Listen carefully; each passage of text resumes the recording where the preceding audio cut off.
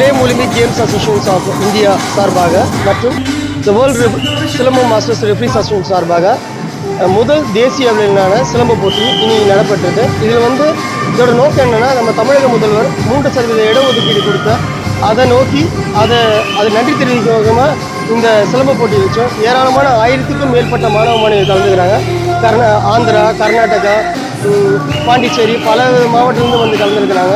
இதுக்கு நம்ம முதல்வருக்கு தான் நன்றி சொல்லணும். இது மாதிரி அதுவும் இந்த போட்டியை நாங்கள் தற்செயலாக 3 மாதத்துக்கு முன்னாடி நாங்கள் ரெடி பண்ணோம். அவருக்கு இன்னைக்கு பிறந்த நாள் எங்களுக்கு தெரியாது. இருந்தாலும் அதாவது நன்றிக்கு நம்ம கரெக்டாக இன்னைக்கு இயற்கையை எங்களுக்கு அமைச்சு கொடுக்குது. இந்த நன்றி தெரிவிக்கும் வகையில் இந்த போட்டியை நம்ம தமிழக முதல்வருக்கு இந்த பிறந்த நாள் அதுவும் அவருக்கு சமர்ப்பித்திருக்கோம். இந்த நம்ம பரம்பரை கலைக்கு 3% இடஒதுக்கீடு கொடுத்தாங்க. இன்னும் ஒரு 5%, இன்னும் 2% எழுத்தி கொடுத்தாங்கன்னா இன்னும் வரலாற்று சூழல அவங்க நிரந்தரமாக இடம் பெறுவாங்க.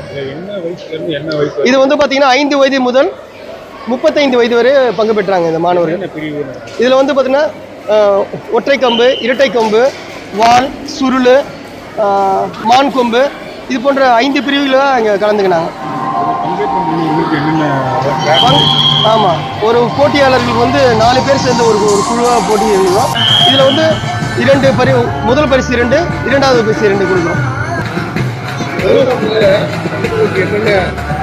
ஆக்சுவலி சிலம்பத்தால் என்னென்னு நம்ம எண்ணில் அடங்காது.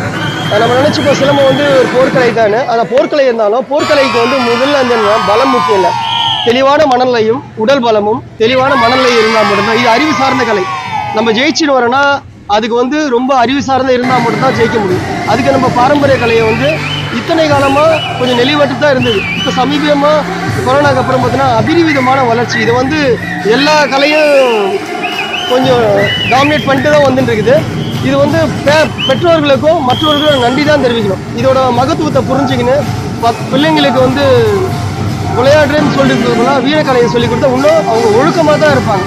அதுதான் முக்கியமே. அந்த ஒழுக்கத்தை நம்ம பாரம்பரிய கலையும் மூத்த கலையான தாய் கலையான சிலம்ப கலைக்கு தான் சேரும்.